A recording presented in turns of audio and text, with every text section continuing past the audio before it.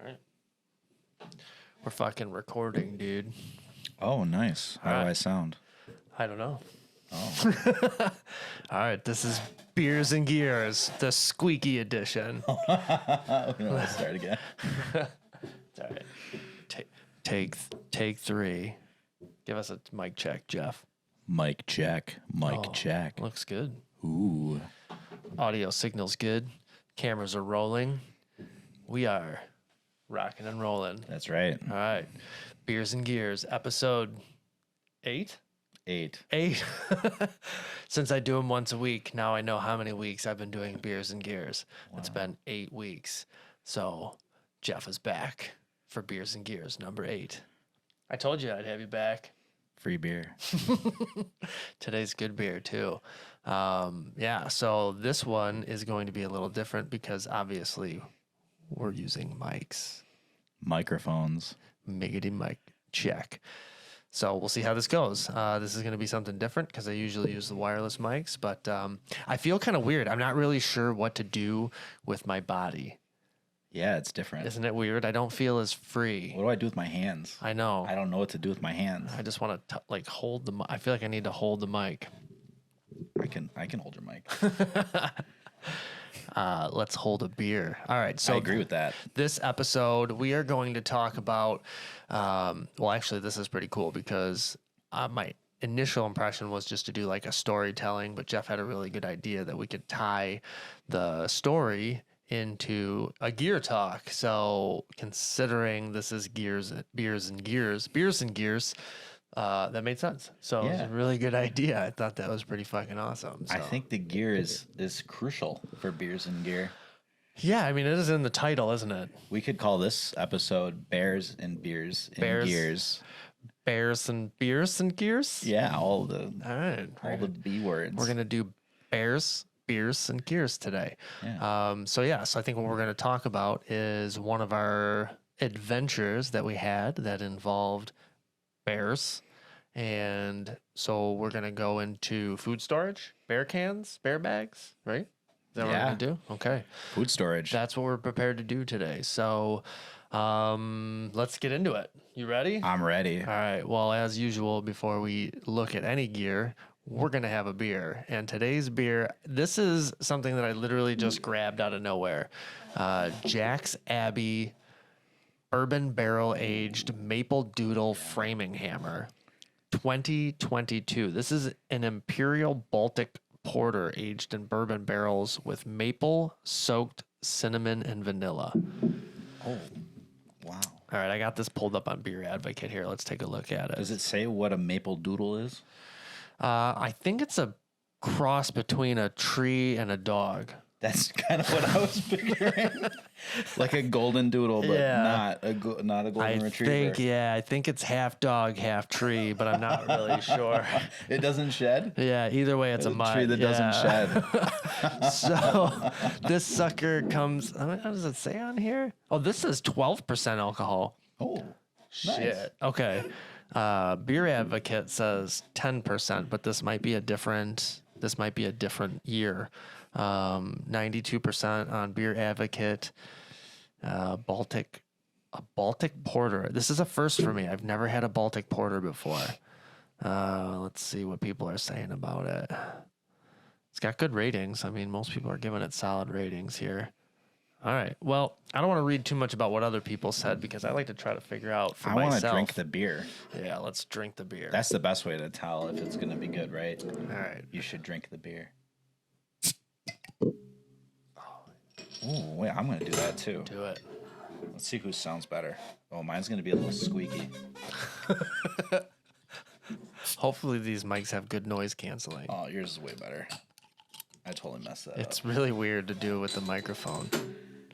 I'd be interested to see what everybody thinks about this set. This is really weird. All right, everybody. All right. You go for the pour? I'm going for the pour. All right, let's do this. Here we go. I don't want to be in your way. I don't think I'm in anybody's way now. Dude, that is... Wow, that is quite the beer.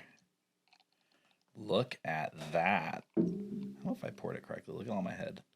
You actually want head. Head is good. Can you tell us about head? Because I don't really know what is the goal when you're pouring a beer. So my understanding is that, I think a lot of people try to pour a beer to minimize the amount of head, and that's wrong. You don't want to pour it so that you don't get a head. You want to release the gases in the beer. Obviously, you don't want to shake the beer up in the bottle because that would be bad, right? You'd make a huge mess.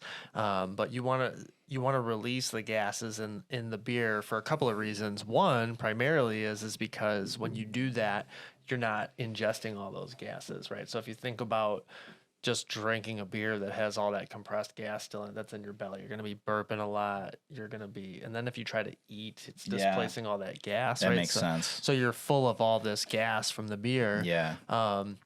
But when you pour it and you get a good head, you're releasing the aromas, the flavors, and that sort of thing too. So when you see people like gently pouring a beer with the glass completely sideways and like slowly tipping it so that there's no head, that's wrong. You don't want to pour a beer like that. You actually want a little bit of head. And then usually what I try to do is save a little bit. These are big. These are huge bottles. So it almost smells like Coca-Cola, doesn't it? It smells like amazing. It smells like a MapleDoodle to me. And if a MapleDoodle could smell like anything, this is it. It smells really good. Yeah. Really, really good. It almost reminds me of like old school Coca-Cola. Yeah, or root beer. So, yeah, I was gonna say root beer, and I think that's the vanilla notes that I'm smelling. Because root beer kind of has a bit of a vanilla flavor to it. Yeah, it's flipping dark. You see that? It's very dark. I cannot see through the glass at all. It is a black hole of alcohol. Dude. Wow. Yeah. Okay. Give it a go. It's like darker than Guinness. It is darker than Guinness. Cheers. Right. Cheers, beers buddy. and gear and bears. Let's do this. Ooh. Oh, yeah. It's a porter, all right. Yeah, it's really good. Porters have that like nutty. It's nutty. It's a bit nutty. It's a bit nutty. Yeah. Okay. All right. Yeah, definitely vanilla, some chocolate. Chocolate. I definitely like how smooth this is. And now that I'm thinking about your explanation of the head of the beer and how to pour it, I was always one of those people until right now in this moment that would like tilt the glass and have no head on the beer whatsoever. And I had a lot of head on that beer just now. Yeah. And it is very smooth. It is like creamy smooth. Right. And it doesn't have any bite to it. And I wonder if I poured it the way I normally would pour a beer, if it would be different. It would be way different, right? Yeah, you got to imagine that's a huge change to the composition of what you're drinking. Yeah, you've released a lot of that carbon dioxide that's like kind of in there. So yeah, you don't want to pour it super slow. You want to release some. Obviously, there's a balance, right? You don't want it overflowing and pouring all over the place, but you don't want it completely flat. And then look at see, you did a good job. So you got lacing on your glass there. That's kind of nice. So you got the lacing on there, which I learned about lacing in the last episode. Yeah, I didn't know what cool? that was. Yeah. I'm learning so much about beer. Even I am too. I'm learning about a lot of beers that I had no idea that I liked, and I'm starting to like IPAs a lot more than I ever did. So kind of that's all there is. So you're lucky. Yeah, just cry yourself to sleep. Yeah, yeah. I mean, IPAs are everywhere. I mean, I'm lucky. I really like IPAs. Don't stereotype me. I am a millennial, but I like to try all kinds of beers. The only kind of beer I don't like is probably sours. Not a huge fan of sours. They kind of taste like stomach acid to me. But every other kind of beer, like I'm game. Yeah. Even the Sapporo. You don't mind a Sapporo? I don't mind a Sapporo. Have you tried the Asahi? I have not. After your video, I don't know. Yeah, it's still worth a try. I will actually try it just because I want to know what Justin hates. And honestly, like, I'm sure a lot of people like beer like that, but for me, there was literally no redeeming qualities to the beer. It's, that's the whole thing about drinking beer, or eating anything. Like, you don't have to like everything. Right. Yeah. Some people like fish, some people don't. It's like some people are vegetarians, some people are carnivores. I mean, I'm like you. I think I like most all beers. I just don't. Some flavors just don't jive with me very well. And I didn't like IPAs initially, but as I've drank them, I definitely have found that I appreciate that like hoppy, kind of bitter flavor a little bit more. And it might be my age too. As I get older, I notice I like more bitter, savory things. Yeah. So for whatever reason, I think I like those more now that I'm an adult. Yeah, I am the same way. Like I like to have some flavor. Yeah. I love the bitter flavors, especially bitter mixed with citrus. And here, this is not really. I don't know what's the IBU score on this. I don't it's probably know. Very low, I would imagine. I don't even know if they it's rate them. kind of sweet. Let me see if it's on here. Like you said, like sweet, kind of nutty. Definitely hints of vanilla in there. Maybe a little caramel type flavor to me. Yeah. But it's not bitter at all, and it's very smooth. 45. Yeah, I don't know what that means, but it's a lot less than like 90, which was the last one, right? The last one I had was 100. The one you and I had was 90. Yeah, so the okay. Dogfish Head was 90. Yeah, that was good. The Torque Wrench was 100, and I think it goes up to 140. Oh, So yeah. it's weird. Yeah, it's not like a percentage. It's just a weird, some made up ranking system that I don't know. Some guy was like, "Hey, there's gonna be 140." Creative naming too, right? International bitter units. Yep. Like what? How do you measure bitterness? Obviously, in bitter in units. IBUs, man. Yeah. Yeah. You measure bitterness in bitter units. That's the best way to do it. That's like I measure measurements in measurement units. So creative. Mm-hmm. Yeah. I should just have a flavor unit too for food. Yeah. Yeah. The international It's like flavor a 100 units. on the flavor unit scale. Yeah. No, it has to be something weird like 136 is the max. Oh yeah, for sure. You can't have a normal number. What's the max on the IBU scale? I think it's 140. That's so weird. Like to Yeah. me, my mind immediately thought like 100 was the top. I was like, wow, this is the most bitter beer It's you the can most get. you can have. No, 140 is. That's funny. Or 120 or 140. It's That something makes weird. no sense at all. To me. None I'm sure it makes whatsoever. sense for somebody. Like there's Yeah. probably a reason for it, but It's- I just don't know, and it's funny to me. Probably metric. It's probably metric. It's the metric to US conversion. Yeah. Yeah, it's actually 100 in US, but everybody else goes by 140. So, yeah, but this one's 45. So there's like almost nothing to it comparatively. So Well, thank you. I appreciate this beer. I appreciate it too. It's almost like a dessert beer. Yeah, it's sweet. But it's not. I don't like sweet beers. It's not so sweet that I wouldn't drink it normally. Like, Yeah. This would be a great campfire beer. It That's the would be. first burp. Wonder what that sounds like on the microphone. I can't wait to find out. It's going to be good. They're always good. Everything. Is there going to be a lot of bass to my burp? Probably. Oh, maybe. I can make it bassier. Ooh, yeah. I can add Powerful. some effects and post a little reverb. Is that why everyone's here to hear burps and high, like ASMR burps? ASMR. What does ASMR stand for? No, ASMR. ASMR Yeah, burps. if anybody out there knows what ASMR means, can you just like put it in the comments? Because I have no idea what Educate ASMR us. is. So we wanted to push some boundaries with this variety and create a version inspired by maple snickerdoodles. Oh. Oh, that's why it's called MapleDoodle. Oh, I can't wait to hear that. It's a good thing we have our own microphones. Yeah, I don't want to use your microphone. I don't know what kind of microbes are going to be growing in it later. I'm going to have to mix that into like some death metal song because that. Yeah, that sounded like a growl. That's gonna be a like good metal one. growl. Yeah. So, okay. So that's where it comes from. So snickerdoodles. All right. All right. Maple soaked cinnamon and vanilla are decadent in addition to this framing hammer. So I think, okay. So that's why. So the framing hammer I was looking at is a different beer. Well, let's score it. What are the ratings? So it's out of 5. So right off the bat. All right. So let's rate the smell.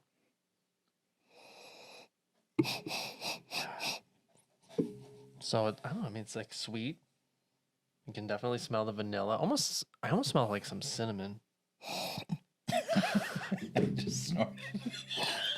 Um, I'm trying to inhale the beer through my nose. I mean, it's good. It smells good, right? It does smell good. I think my nose is shot because I don't really smell a whole lot. Really? Yeah. No, I mean to me it smells Give it a like swirl. I'm not like a wine. This is so weird for me because I'm right-handed, but because of the mic I can't yeah. like I feel like so discombobulated with my life. I can't even. Oh, all right, yeah. Let's get a swirl going. I have to swirl with my right hand. There we go. There you go. Yeah, a good swirl.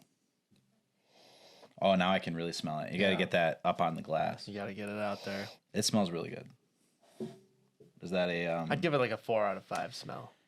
What would be like the best smelling beer you've ever smelled? How do you rate it as a 4 out of 5? Because it almost has like snack qualities to it. So for me, I don't. If it's almost too sweet smelling. It does smell sweet. It might be a 3.5 to 4 out of 5 is what I would rate it, just because it almost smells like a snack. To me, it kind of smells like root beer. Right. And I like root beer, so I'm going to give it a 4. I do like root beer as well, but I'm not a pop person. I'd rather drink beer. All right, so then initial flavor.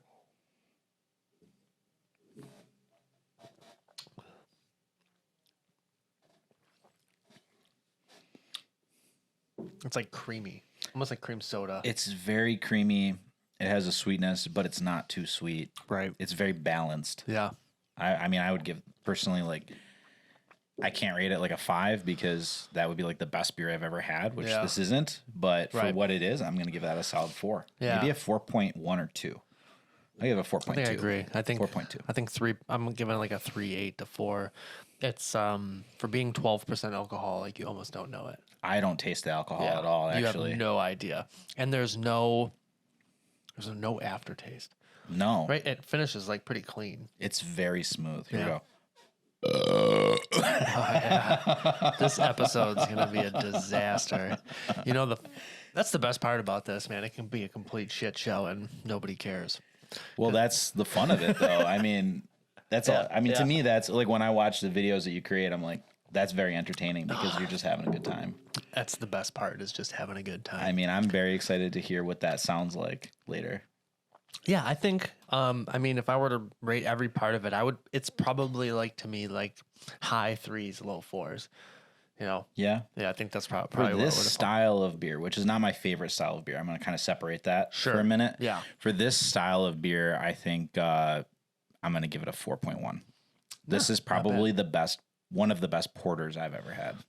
I do agree, and I'm definitely in the same camp. I am not a fan of porters, generally speaking. It's not that I'm not a fan of them. Yeah. It's just when I go to buy beer to drink at home or going out or whatever, I'm not like a porter is not my first choice. Right. It's not going to be unless someone says like this porter is really worth trying, and then I'll go and get that porter. Rock a and porter. Give it a shot. Rock a porter.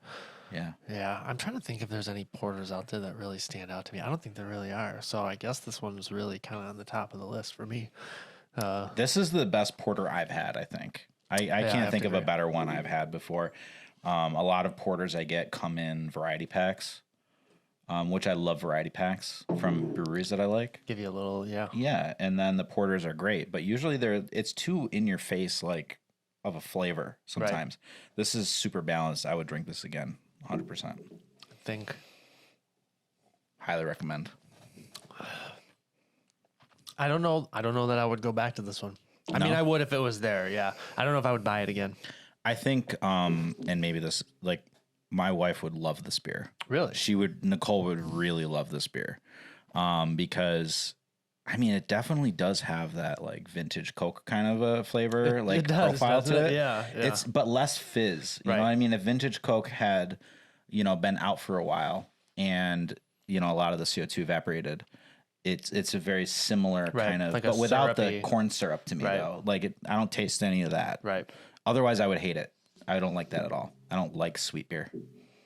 No, me neither. I think the alcohol is what balances it out. I think it's so strong, like it almost ate all the sugar. Yeah, it probably did. It probably ate all the sugar. But where's really, this brewery? Good. Jack's Abbey, Massachusetts, I think. This is in Massachusetts. Okay, did you get this at Premiere? Wegmans. Wait, we're very fortunate to have like a lot of craft beer in Buffalo. Like everywhere you go, like I wouldn't be surprised if you got this at a gas station. Right, yeah. Like gas stations don't have a ton of selection. I remember when we were, where the heck were we? Some do. Like some gas stations like pride themselves in like having a ton of craft beers. Yeah, a ton of beers. Like I had a gas station by my house not that long ago that they had like beer on tap, like Consumers does. They had like Oh yeah. probably like 20 different beers on tap, like What, just craft beers. It's crazy. What gas station was that? 'Cause That was one- Sunoco on the corner of Niagara Falls Boulevard and North French. Yeah. Right there. I think They don't have it anymore though. It doesn't have the craft brew refill station. No. No, it doesn't. They still have a great selection of beer Was though. it when we were coming back, when we went out to Zion, was that when like a lot of the like different states that we went through, the gas stations seemed to have a lot of like, even we found ones that had like booze, like the gas station yeah. sold liquor. Remember that? Yeah, they did sell liquor and wine. Yeah. And they had all kinds of It stuff. was like a liquor store, Yeah. but in a gas We station. went to this one gas station. Where was it? They had like a museum, like a truck museum inside of the gas station. Yes. And I think it was the biggest gas station in the U.S. or something. Yes. It was and a very famous gas station. there was literally semi trucks inside the gas station. with like LED lights all Yep. through them and stuff. Yeah. And there was a restaurant in there. There was Where the heck you was could it? buy samurai Swords. They had samurai swords in the Yeah. gas station. Yeah, that's right. And I am buzzed right now. I don't know about you, but I am buzzed. I'm feeling it. I'm feeling it. Like I feel great. I feel like I need to talk about I'm definitely feeling like it. a bear situation. All right, let's bust out some gear here. All right. Oh God. How are you starting here? You start from worst to best or best to worst? I say we just Because the one thing is really tied to the story. yeah. All right. So let's talk about this first. So first thing you have to understand is in some areas there are extreme restrictions on how you carry your food. So I guess really the kind of umbrella to all this is food storage. So if you're thinking about carrying food into a certain area, so like the High Peaks region, for instance, in the Adirondacks here in New York, it is required by law to put your food in a bear can for almost the entire High Peaks region. So the bear can, which is this. I hate this thing. Oh man, look at it. All right, let's. You There's can get the it. bear can. Again, cover Jeff's face, cover everybody's. There's everybody's gone. Oh man. That is a bear can. Just imagine putting this inside of your backpack. You know, if you do any backpacking, you know that like the way you layer the gear in your backpack is very important to the comfort of the carry. Mm-hmm. And there's no way to layer this in your backpack. There's No. none. And there's this wonderful like bulge in the middle that makes it even worse. And there are nicer bear cans that exist. They make all kinds of bear cans. But like this one is approved in the Adirondack area, so Yeah, I guess that's another good point. Is yeah, that not all of them are They're approved. not all approved. Yeah, you have to look at and be very cognizant of what is approved for your area and what is not. Because my favorite bear option, which is over there on the floor and will be coming into the frame at some point, is not approved in the Adirondack region at all. And it's probably because a lot of people don't know how to use it properly. What did I do wrong here? There it goes. Yeah. It's just a hollow can. Yep. That's it. Yep. So Simple device. probably weighs what about Reflector. about 5 pounds. Yeah, that's another thing. It's very heavy, Yeah. which it has to be, right? To stop the bears from getting your food. It's true. But that's a bear can. That is a bear Never can. seen one before. So here in New York, in the Adirondacks, High Peaks regions, it is required by law to carry a bear can.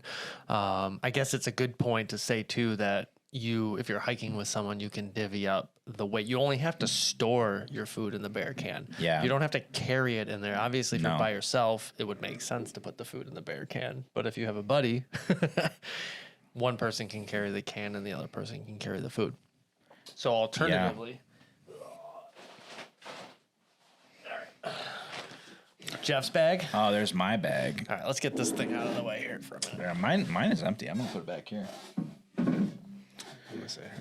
This is my bag. This is not a bear bag. This is just a food bag. It's made out of Cuban fibers. This bag I've had for a really long time. I've only bought one, and it's lasted me for a really long time. I bought this on the Z-Packs website, if I remember correctly, which sells a lot of Cuban fiber equipment stuff. Yeah. And I really value lightweight materials that are really functional. So one thing that's really nice about Cuban fiber is if the seams are taped, it's also semi-waterproof. Nice. Like you can't use this as a dry bag. You couldn't submerge it and hold air in there. But if it rains on your bag, water is not going to get in it. Get in it, yeah. Yeah, which is really nice. And this is my bag. It has a clip here and a roll top, just like that. And then inside has my favorite substance for camping, which I'm just going to pretend this is the knot, which is our classic alcohol of choice that we bring with us on camping trips when we go to the High Peaks region. This is actually a vintage scotch from like the 1970s from our last trip that I discovered in a basement somewhere. And it's very tasty. Wait, where was our last trip to? That was a cold weather trip. Oh. Yeah, remember we went to the Adirondacks area. It wasn't the High Peaks region. I can't remember the name of it. Was that when me, you, and Zach went? No, it was just you and I, and we went, and remember, we weren't expecting it to snow, but it did, and you made steak. And remember, you forgot your pole, and we fixed it with my with my steak. That was fun. Yeah, that was good, and then we drank that. You know what's funny? I thought about that today. So just to backpedal a little bit to the everyday carry, one of Jeff's everyday carry things that he brings with him was this literally like nail style It's a nail tent stake. Yeah. And I brought the wrong pole for my tent. It was too long. It was actually one of the cross like support poles, not the main support stay, not the main like ridge stay. And so it had like a whole extra length to it. And because of one of Jeff's like everyday carry items, which just happened to be this like nail style tent stake, I was able to jam it into the tent pole and modify it and anchor it so that my tent worked for yeah, if I didn't have that, I don't know what you would have done. Yeah, maybe a stick or something. I have no idea. You would have had to fabricate something because otherwise that was a very important part of your tent. Yeah, it was the part of my tent. It was like the main support for the whole tent. Yeah, otherwise I would have been staying in a bivy sack. It would have been a bivy sack. And it was cold. Yeah, it was cold. I mean, it got down to like the teens, I think, at night, but during the day it was like the low 30s to upper 20s maybe. Yeah, it was just warm enough, I think, to like maybe melt a little bit of the snow. Yeah, but everything the top layer. Everything froze overnight. Yeah.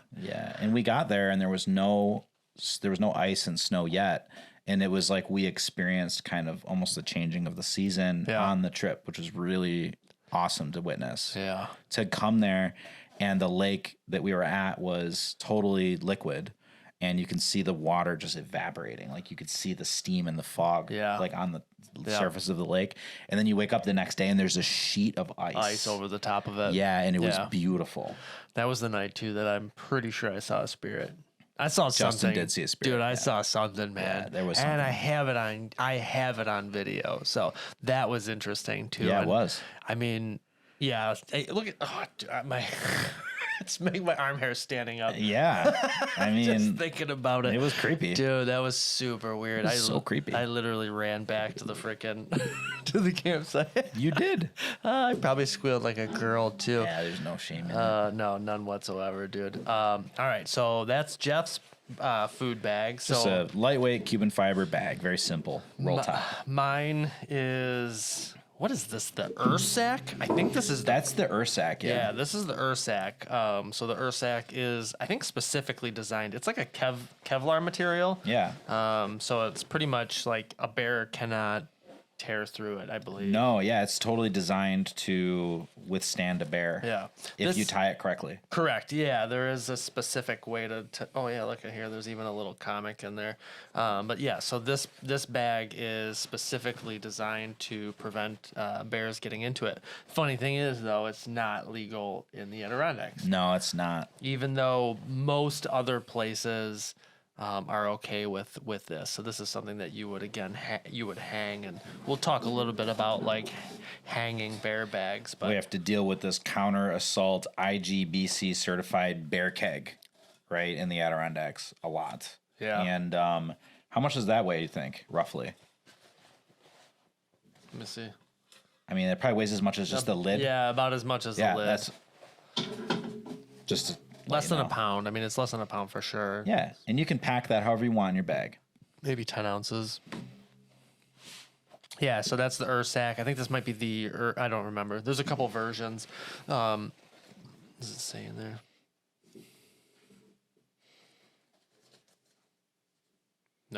No, it doesn't say. But they make a couple versions of it, and I think this is the bigger one, primarily because we usually do, like weekends and things like that, and we like to eat. Yeah, we like to eat. So we generally bring Eating is good in the woods. a lot of food. And, I'm of the mind that I like to bring more food than I need because if something goes awry, I'd rather have more food. I'd rather bring food home and not have enough while I'm out there. Or you can just gorge yourself on the last night. That's true. A little bit extra. Yes. I've had a few occasions where they're like, we got to eat this food. Yeah, because I don't want to carry it back, you know, especially if it's not like a nice dehydrated meal and it's something that has some water in it. Sometimes you just try to get rid of it. You got to carry it. You don't want to carry it. Yeah. Especially if it's a long hike out and you're tired. Yeah. Like I try to carry as little water as possible that I need and next to no food. Right. And doesn't the hike out always suck too? It sucks and it doesn't suck at the same time. Like it's always lighter, but for some reason it feels like it takes longer to me than the hike in. Yeah. Because the hike in, I feel like I'm appreciating the whole hike. Right. Like I'm really into it, but the hike out, I know I'm leaving and I'm not going to be in the woods anymore very soon. You got to go back to normal life. And you'd think it would go faster for that reason, but it doesn't. It just takes a long time. It just kind of drags. Yep. Even if you're ready to go, like even if you're like, all right, I'm ready to go. I don't know. There's something about leaving. Yeah, leaving sucks. That's the bottom line. It does suck. You know, I wish I could just live in the woods forever. In a van down by the river or something. Yeah. Or hammock. Yep. Doing beers and gears. Yeah. Till the end of my days. Till the end of our days as an old man. Yeah. It's going to be great. Well, let's talk about hanging bear bags. So there's a couple things to think about. Obviously, if you have a bear. What's this little bag for? That little bag, that's my rucksack. Oh, that's your rucksack? Yeah, it's the smallest one I got. It's not as petite as your rucksack. That's a very large rucksack, if you ask me. It is a large rucksack. I didn't bring my rucksack. It's very small. Forgot it. So, obviously, a bear can. You're not hanging this from a tree. No. You wouldn't. What do you do with that, Justin? You just throw it on the ground. You roll it down the hill? Yeah. If there's a bear nearby? Yeah. You literally just roll it down a hill. Yeah. Good. How far away from your campsite do you think you should put it? Pretty far? I think it's recommended you want to keep it at least like 100-ish feet from your camp or something like that. I don't know. Pretty far away. There's probably some specific regulation, but this does not prevent odors from coming out of it. There are odor-proof bags that you can get that will help that, but bears have a pretty acute sense of smell, so there's almost nothing. There's no way you can hide food from them. I think if it's even in the vicinity, they're gonna find it. It doesn't matter what it's in. So the further away from your campsite, the better, because they're gonna find it. They are gonna find it, and the whole game is not allowing them to get it for like many different reasons, right? Yeah, and this design is supposed to discourage them from. It frustrates them. Yeah, exactly. Yeah, so they're gonna try, and they can't get anything out of it, and then theoretically they're just gonna leave it alone because they can't get into it. Try as they might, they can't penetrate it. They shouldn't be able to bite through it or break it. That sort of thing. So, but yeah, so the bear bag is different in which you're going to have to hang it, whereas the bear can, you're just going to literally throw it on the ground. You just leave it on the ground anywhere. Yep. Just far enough away from your campsite. That ideally like as far away as comfortably possible. Yep. Yeah. Because they will find it if there are bears. Yeah. And another thing you got to think about is anything that has a strong odor. Even, in some places they recommend your toothpaste, your toiletries. Oh, yeah. Everything with a scent. Anything with a scent. Yeah, you're going to want to put in your bear can. I put my toothpaste in there. Keep it away from camp. I even put my cooking stuff in my bear bag. It's probably a very good idea. Because there's no way you're going to get all that tasty flavor off of it. And let's be honest, we're not washing our dishes in the back. I don't. It just sort of contributes to the next meal. Yeah. It's the the seasoning. It's a flavor saver for sure, man. Yeah. And that's the biggest thing is, they're going to find something that has an odor to it. Luckily throughout my entire life, I've been on many camping trips, and only one time Oh yeah. experienced a bear encounter, Oh yeah. and that was with you. I remember it. Yeah. And Vividly. oddly, like a knucklehead, I was like, Jeff, I've never seen I've never seen a bear on a camping trip before. Yep. That was your first trip to the High Peaks region. Yep. And I think it was like my second or maybe it was my fourth. And yeah, we're driving up the road and it's beautiful and it's dark. And Justin is like, I've never seen a bear in the wild and I kind of want to see one. I did say that. Yeah. And then things unfolded. Yeah, and things unfolded. So I guess to put it into perspective, we had planned this trip, my first trip to the Adirondacks High Peaks. Jeff had it all hashed out. I think, he was like, we're going to do Marcy, right? We're going to do the highest peak. Most people save Marcy for last, for whatever reason. That was my first. Yeah. we went all out. Went all out. So the highest peak in New York State, which is what's over like 5,000. It's over 5,000. Yeah. Yeah. I don't know exactly the height, but it's the tallest mountain in New York. Yeah, it's fine. I want to say it's like 5,000 something feet. But so we planned it all out, and so just a little, I guess, planning for doing like a Marcy trip. What's the best location for your base camp there? So where did we decide we were gonna kind of set up shop? Like where did we go in? Well, we came in pretty late at night. And just as usual, leaving after work to get as much out of the trip as humanly possible. And Right. It's like a 5-hour drive for us. yeah, like 5.5. Yeah. And when you're driving in the dark in the Adirondacks, it's very windy, like hilly roads, and there's a lot of wildlife, so you have to be careful. And there's no street lights or anything like that. Right. So you're not driving at optimum speed once you hit the High Peaks region because it just becomes a black hole of Yeah, that's true. Yeah. of windy, dangerous roads. So we got there real late, and the plan was to stay at the Marcy Dam area for night one. Which is what, like a couple miles in from Yeah. LOJ, right? Yeah, it's not super Yeah. far in. The You can Loge. look it up, but yeah, the Adirondack LOJ, which is sort of like the High Peaks, like central focal point, is the Adirondack LOJ. Yep. And the Marcy Dam is just a beautiful, beautiful dam in the wilderness of the Adirondacks. And there's a lot of campsites there. And a lot of people use it for a base camp to hike a lot of the surrounding high peaks. Yeah, I think it's a good crossroads for a lot of different trails, right? You can pretty much hit a lot of spots from the LOJ. So if you're looking to do a bulk of the Adirondacks high peaks, like the LOJ is a good starting point, right? For most people. Yeah, I mean, you can hit a lot of the most famous mountains from there. Yeah. I don't have them all memorized, but I know two of them, Haystack and Mount Marcy. Yeah, that's true. Haystack, Little Haystack, and Mount Marcy. That one too. Yeah, it's definitely a good starting point. And I think too, when I Wolf Jaw, I mean, there's a whole bunch of them right there, right? There's a lot. Yeah, there's a Yeah. lot of ways you can go, and you don't even have to hike a high peak from there. You can just go and there's a cabin, and you could rent it out rooms, and Yeah. you could just have a wonderful place to stay that's just beautiful in the High Right. Peaks region. You don't have to go hiking, Yep. but you can even use the LOJ as a base camp.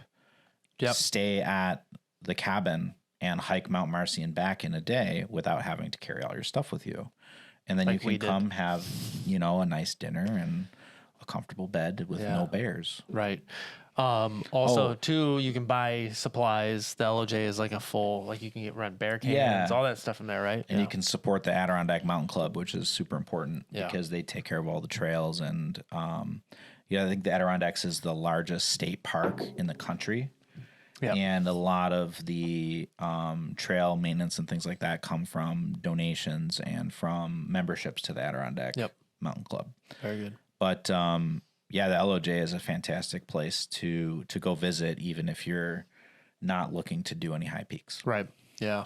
Yeah, it's a good starting point. And so that's where we started. And as Jeff was saying, we got in there 1 Late. o'clock. 1 o'clock. It was like 1 a.m. We Yeah. got to the parking lot Right. Yeah. So then we still have to like pack up, get our packs on, get everything together, and hike in, a couple of miles. So it's maybe a few hours, nothing crazy, but it's enough to where, you're gonna work up a sweat. You got a full. We had a pack for.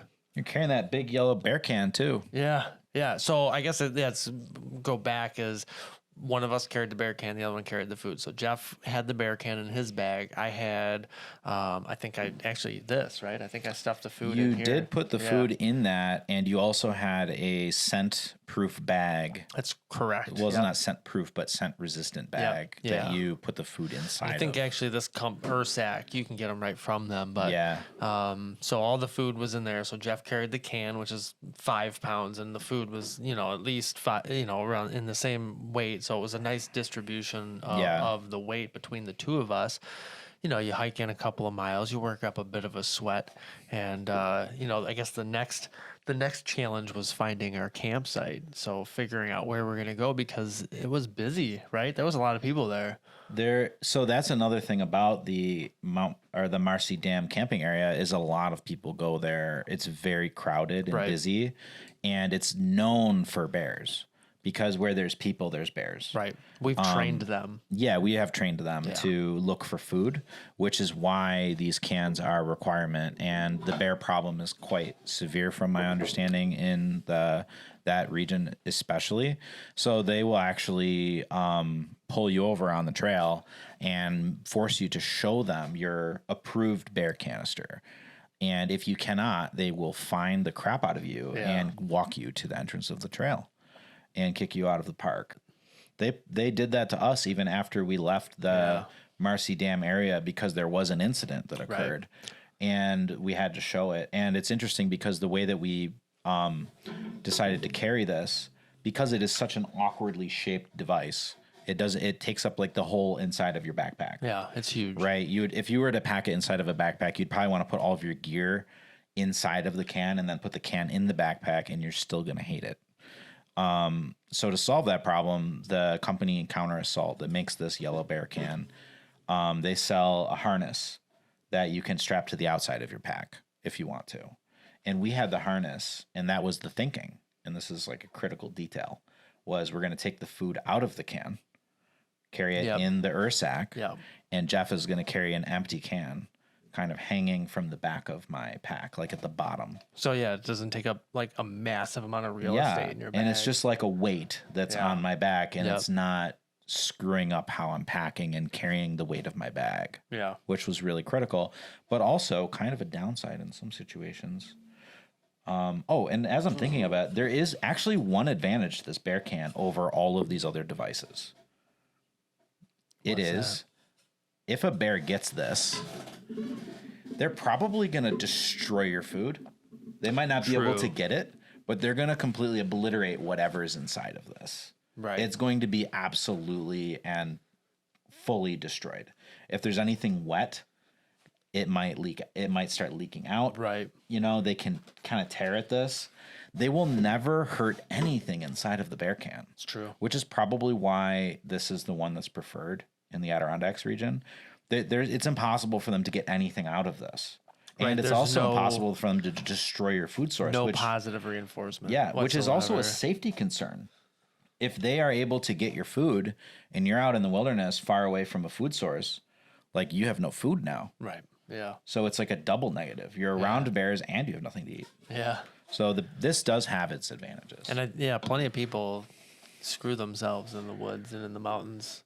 Yeah. Whether it be ill prepared or animal encounter or whatever have you. Or not following the rules. All right, so let's get back into it. So we finally find our campsite. So we're a couple miles in, a few hours of hiking, we're sweating. I remember vividly like getting to the spot. We're like, we sourced out our spot. We were hammock camping at the time. Yep. And so or might I say burrito camping? Hanging burrito camping. Yeah. Which is beautiful, by the way. If you haven't burrito camped, then you haven't camped.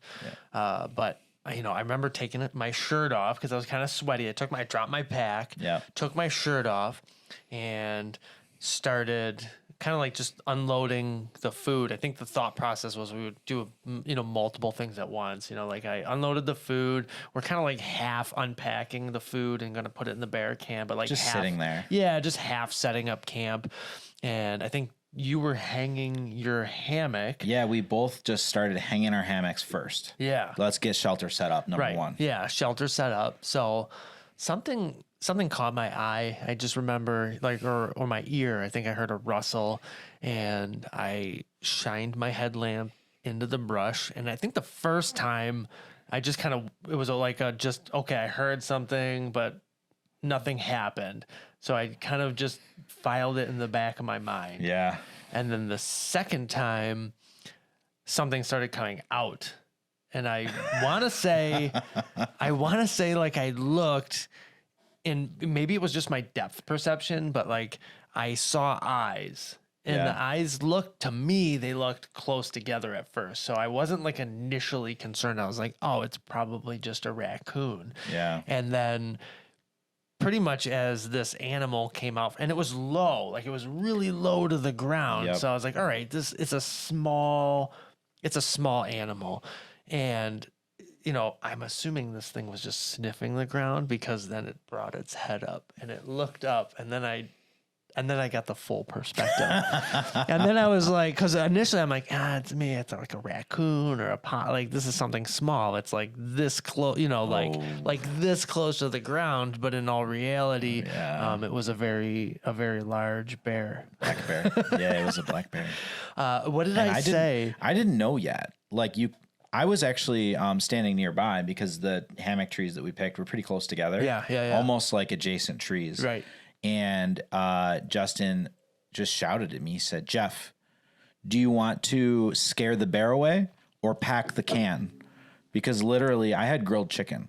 Because we were going. The whole point was, Buffalo style. Yeah, and we knew we were going to be eating like the first night Cooked chicken. I figured I'm gonna grill some chicken, put it in like a cold bag with like some insulation, and we can eat like a real meal before we go to bed. Yeah. And refuel there. So we have like literally grilled chicken on the ground, not in a bear can. Just hang on. Let's put sitting there. Let's put this in a little. Just let me. It's like visualize food this for you. everywhere. So basically, what I had was I threw the food bag down and I unpacked all the food. Yeah, because we had to take it out of this to put it in the can. So I had my bear bag on the ground with like cooked chicken on top of it. Now here's me, little ass me with no shirt on. I probably look like a sweaty freaking hot dog. I'll call you a Slim Jim. Yeah, it's like a Slim Jim, like a sweaty Slim Jim, sweaty hot dog with a pile of food between my like Slim Jim legs, and this bear was just looking at me, probably like. Yeah, for sure. He's like, holy crap, somebody just served me freaking Swiss Chalet, buddy. Oh, man. And I go to Jeff. I'm like, Jeff, do you want to scare the bear or put the food in the can? What did you say? I said, I'll put the food in the can. And I remember looking and seeing the first thing I did was look where you were pointing your headlamp, and I saw the eyes, and they were far apart. Yeah. Like they were really far apart. Like you can kind of gauge how big an animal is, and you can't really see anything else. All you're seeing is the eyes. Yeah. Because it's a black bear and it's like in the brush a little bit. It was literally pitch black. All I can see are the eyes, and they were far apart. And I remember thinking to myself, I've never seen eyes that far apart before in this type of a situation. Here, yeah. Maybe at the zoo. Right. But like you don't notice it because you're not shining a flashlight at it. Right. Like I've never seen that before.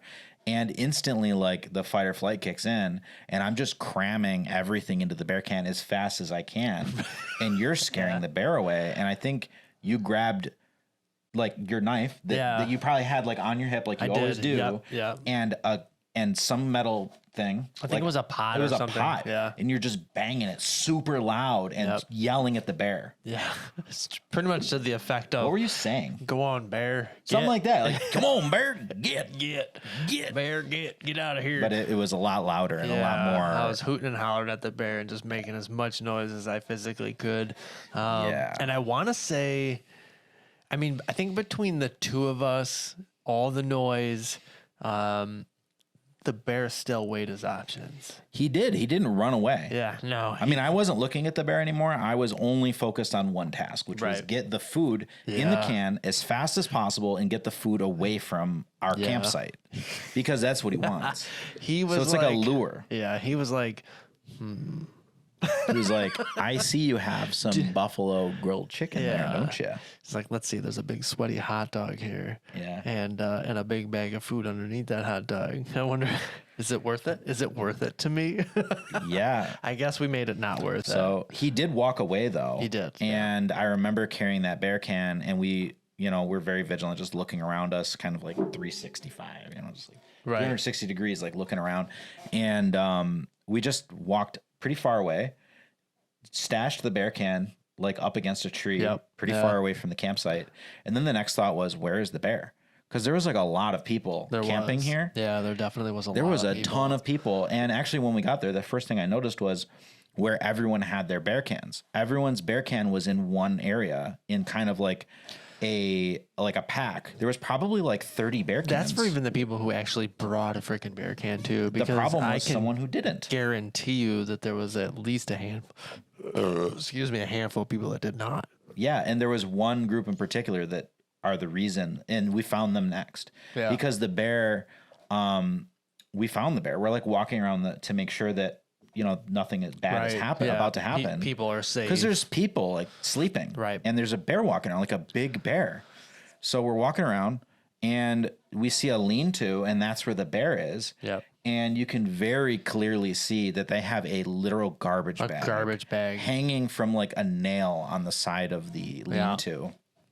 And the bear is just tearing it apart, going through like probably cans of like Bush's baked beans and hot dog wrappers and all of the things you're not supposed to have in this area. Right. And all the things you're not supposed to have not in a bear can. Right. And the bear is just eating it. And the people are in the lean-to next to the bear eating all of this food. Now, and for those of you who don't know, a lean-to is literally just an open, it's a shelter with an open front to it. It's basically a roof over your head is really all it is. So you've got like three sides. And a roof. And that's it. And it's a big open front where you lay, sleeping bag, sleeping pad. And that's really it. It just protects you from the rain. And that's about it. So there's no door. There's no it's door. Just an open wall. Yeah, that's it. So, and I want to say I remember hearing people like hooting and hollering. They were. Stuff, right? Yeah. Yeah, and that's probably what drew us over there, because I don't know where the bear went. Right. Like, we were just making sure that there wasn't going to be like a serious problem. And there, that it was obvious what was happening. And then they scared the bear away eventually, and the bear just kind of wandered off. And we went back to our campsite. Yeah. And that was pretty much just keep in mind, night ever. This started at around like 2 a.m. 1, 2 o'clock. Yeah. Probably 2:30 in the morning. Right. And we had plans. I mean, we were like, all right, we got a lot of shit to do. Yeah. So we got to bag some peaks. Yeah, we got to bag some peaks, man. And it's like, holy hell, we had to deal with all this. So we retire for the morning. We retire for the morning. I just remember like laying in my hammock, and this is why I said it's like a burrito, because I felt like a burrito that night. I was sleeping in my hammock, and not that a tent really gives you any protection from a bear. It feels more psychologically. It feels like you have walls, though. You feel like when you're sleeping in a hammock, it doesn't feel that way. It feels like you're sleeping in a sleeping bag just suspended off of the ground, which is really all you're doing anyway. Yeah, it's true. And I remember hearing every rustles of leaves. I think the bear came back to our campsite at some point. I'm sure he did. And I could hear him walking around. And I'm just like sitting in my hammock, like not sitting, laying there, just thinking like, please don't eat me. Every time I go camping, my mom says to me, I swear, if you're going to get eaten by a bear, like that's on you. Like you better not get eaten by a bear. That's solid mom advice. Yeah, like she did not want me to go. She just never wants me to go camping. She's like, you're gonna get eaten by a bear. Dude. And there I am, like laying in a hammock, feeling like a human burrito, thinking like, my mom was right. Yeah, I'm about to get eaten by a bear. Yeah, you should have brought salsa. Yeah, for the burrito. Yeah, you for know. yourself. Just cover yourself in salsa. I mean, I was certainly salty enough, like with all the sweat that I was laying in, like. A little cilantro, a little man. diced tomato. Jeff would have been a delicious burrito. Yeah. So we woke up like really early in the morning the next day after minimal sleep. Yeah. I don't even know how we slept that night. I don't know that we did. I slept for a couple hours, maybe. But like I remember laying in my hammock awake for a very long time after that. I can tell you Jeff has slept on every camp. And here's how I can tell you how I know Jeff slept. That's accurate. Yeah. That's actually being nice, I think. Well, thank you. I appreciate the Between Jeff and Zach, it's like dueling lumberjack. I started to pack earplugs on our camp out. Yeah. Which is fine. But yeah, so yeah, minimal sleep, got up early the next day, and we had a hell of a hike to make right off the bat. Really far hike that But day. now, was it that morning that we dealt with the DEC? Yeah, the DEC came in and investigated. And the Rangers, right? Yeah, there was the DEC and the Rangers were there, and the Adirondack Mountain Club were there. Right. Like everyone was there. It was like a It was a to-do. mega to do. They were interviewing everyone. Yeah. Everybody, going from campsite to campsite to see what happened. Yeah, so there must have been a complaint, I would assume. Like somebody must have reported the bear, right? Because probably either they left and went back to the LOJ because it's not that long of a hike. Right. It's pretty short in all. I mean, it's probably like 40 minutes max, maybe. And they probably went back to the LOJ and said, hey, there was like a bear encounter last night. Or because the DEC or the park rangers, they're always in there checking for bear cans. Right. They probably came in and saw the mess. That could have happened too. Like they are very frequently in the Marcy Dam area checking for bear cans because it's such a popular spot and people don't know because they don't read. They're just like, I'm just going to go here. Yeah. Yeah. It's because it's beautiful. I mean, people want to go to these beautiful locations, but dangerous. Right. Yeah. These people probably didn't know. I would imagine. I mean, if you're sleeping in a lean-to with a bag of garbage right next to you, in this area, like you're clearly ignorant, or you have a death wish. Yeah, one of those two, or both. And the fact that they fought for their space tells me they did not have a death wish, so they're probably ignorant. Yeah, they didn't give a crap. So all right, so DEC, like the whole crew, literally comes in, interviews, talks to us.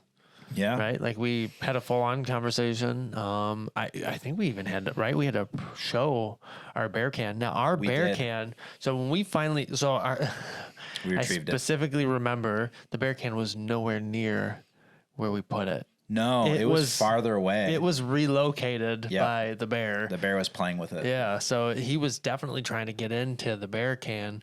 And when we retrieved it, it was covered in blood. There was blood everywhere. Yeah. And the reason why was not because of our bear can or because someone injured the bear, is because the bear was chewing on metal and tin cans. Garbage that people left behind. Sharp cans, like probably trying to lick the residue out of them. Right. Or biting through it and cut his gums or something. Definitely like cut his mouth. And then he was like licking our bear can. Yeah. Because he could smell everything through it. Covered in blood. He could smell my chicken. And he was like, I want that chicken. He was just licking the can. I don't think we ate anything that night, did we? No, because it all went in the can before we were even set up with camp. Yeah. And then we went to bed. Yeah. On pure adrenaline. Yeah. Somehow went to sleep. Yeah. We crashed for a couple of hours, got up, dealt with the DEC, the Rangers, the Mountain Club, everybody, and then packed up and hoofed it out, right? So we hiked into pretty much like at the base of Mount Marcy, I want to say, right? Like somewhere in that region. We were like somewhere it wasn't the base of Mount Marcy. It was through like the pass. And I probably should have looked this up before we started talking about it. But there's like a long pass that you go through, and there's like a tip of a lake. It's like Avalanche Pass or something like that. It's a very famous area. Yeah, it's got a crazy name like Thunder Avalanche, something like that. Yeah. It's epic. And there's like the path is like bolted into a rock face up above the water. Right. Yeah. It's a very iconic area. And I've only been there once on this trip. But before we left, though, remember the DEC person interviewed us, and we were actually the primary witness for the whole event because we were awake and everyone else was asleep. Yeah, that's right. Yeah. So we had to give like the full testimony. And We did, yeah. the DEC agent told us that this particular bear had a red tag on its ear. Right. Which is big. Didn't they call him Big Red because it was a big male? It was a huge male black bear with a red tag on its ear. Very unmistakable. Yeah. And the red tag signifies that this bear is very comfortable with people. And that means that because they monitor the bear activity to make sure, because once a bear learns like, oh, people are a source of food, that's when they become very dangerous and they start wandering looking for food in human areas, which normally a bear wouldn't do. Right. They would be afraid of people. Yeah. But once a bear eats like a Snickers bar, they're coming back for more. Just like so me. that's like the whole thing, right? Just like me, man. That's why you can't let them get any food. Right. It's more so because you're training the bear to come Give me a eat fucking that Snickers kind of bar. food. I'm coming back. Yeah. Actually, that's a Reese cup for me, but whatever. Exactly. Or this like wonderful porter. A bear doesn't know the difference. You know what I mean? Yeah. So it's like a very specific bear. And another thing to note too. So, and I mean, I want to say this is probably fairly accurate. It may not be 100%, but so they tag a bear based on its number of like incidents. Yeah. And then once there's so many incidents, or once it acquires so many tags, it gets relocated Or euthanized. Right. So, but if there is either an aggressive encounter or an attack or a perceived attack, they're euthanized. Yeah. So the thing you have to remember is we're coming into their home, right? Like that's where the bear lives. So humans are coming into their space and basically creating a situation that's going to cause a problem. And then these bears are either relocated or euthanized because of us. So, a lot of people don't take that into consideration. So, you have to understand that, we're bringing food and things that they're not used to, seeing, smelling, fructose corn syrup. Yeah, all this stuff. And it's so easily accessible because, some of these numbskulls are just leaving it sitting out, outside of their campsite.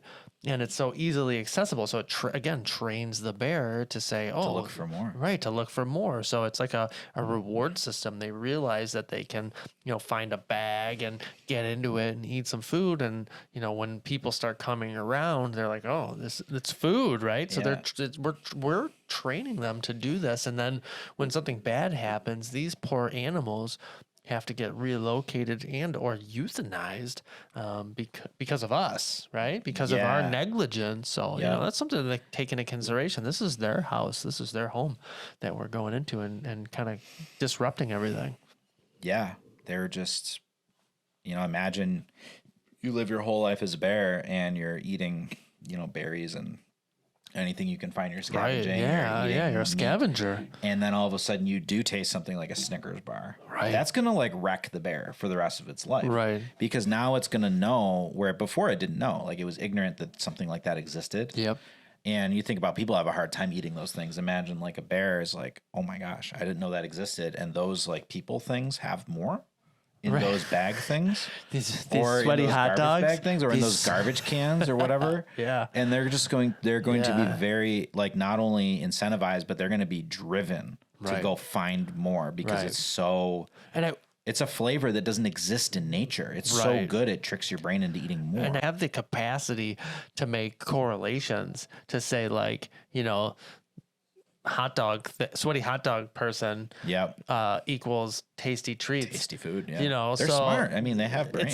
They have enough capacity to make that, association rather quickly. I mean, if a dog can, a bear can. Yeah, exactly. I mean, if a dog's going to do whatever you tell it to do for a little piece of crispy bacon, imagine what a bear's going to do when it gets a whole bunch of food. Yeah, times 10, man. And it's powerful and it can do whatever it wants because it's an apex predator. I've seen them. Yeah, I've seen videos of them ripping doors off of cars. Yeah. So it's like, they're so I think people take it lightly, especially in today's day and age where, everybody's doing it for the gram, but it's like, we have to kind of take into consideration that this is we have to share, right? We got to share this area with other creatures, other animals, and if you want to protect that for for future generations, it's definitely something to take into consideration. All right, so we go through the pass, Thunder Pass, Avalanche Pass, whatever it is, right? We get I think it might be Avalanche Pass. I want to say, yeah, it sounds pretty epic. I don't know if that's right, but it sounds freaking epic either way. So even if it's not, we're going to call it Avalanche Pass. Yeah. And in Avalanche Pass, which we're using regardless if that's the accurate name right now. Yeah, because it sounds super as a moniker, if nothing else. Super cool, yeah. I remember seeing some bear scat. Like after we got off of that bridge that takes you over the water and it's like bolted into the side of like this granite rock face. Yes.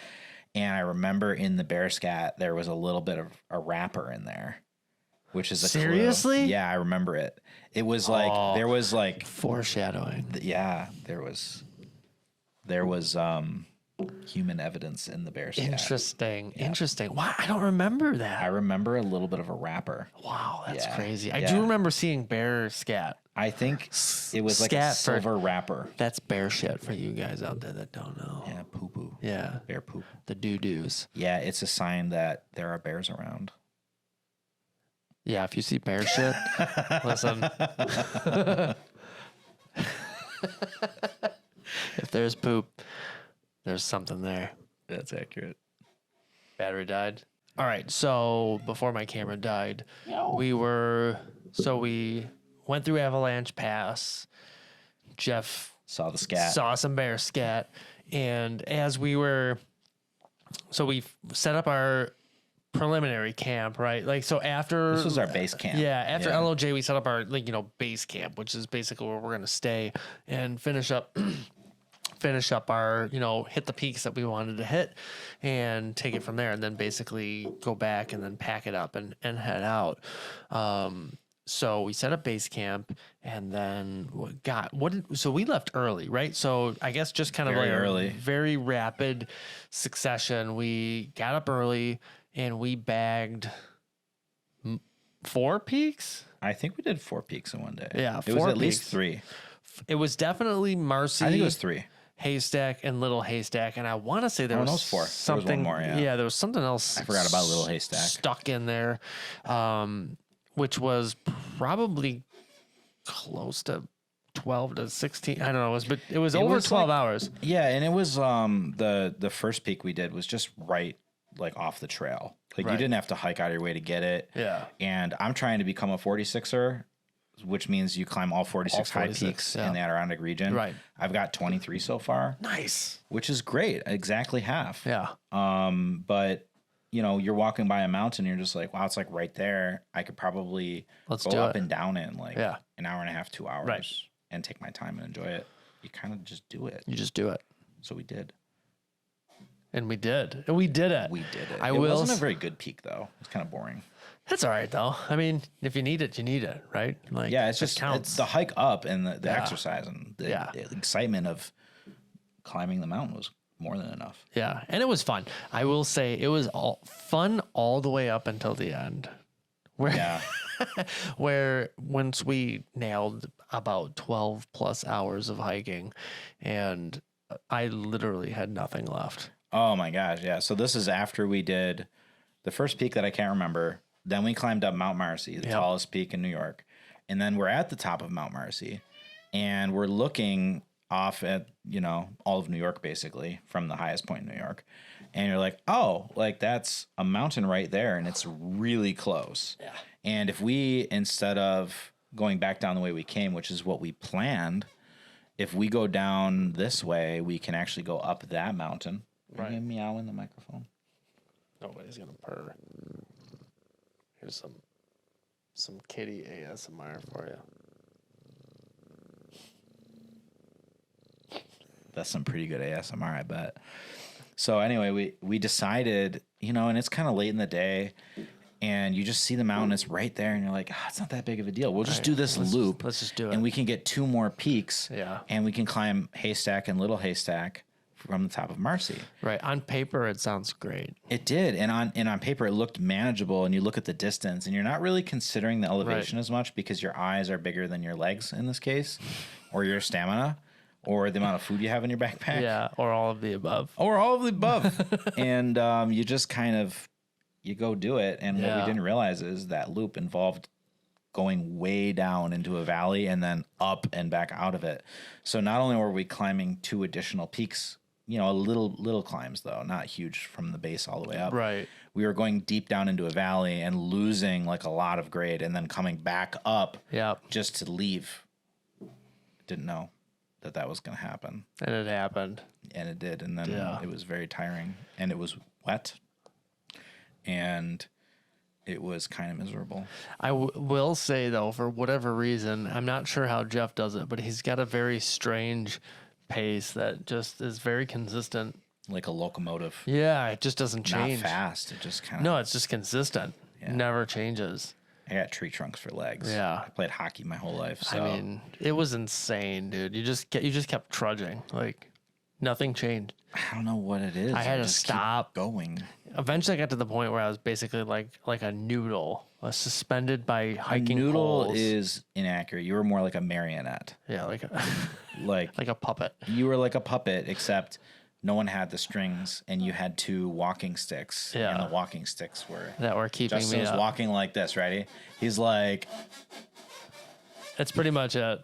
Yeah, minus the squeaking. Yeah, no squeaking, but just Justin, like, kind of with his eyes closed, like, with no energy, because we packed enough food for, like, snacks, and we didn't pack dinner. Yeah. Because we were planning to, like, if we had kept stuck to our original plan, we would have been back in time for, like, a pretty luxurious dinner and, like, an appropriate bedtime. But we didn't do that. No. So we ran out of food.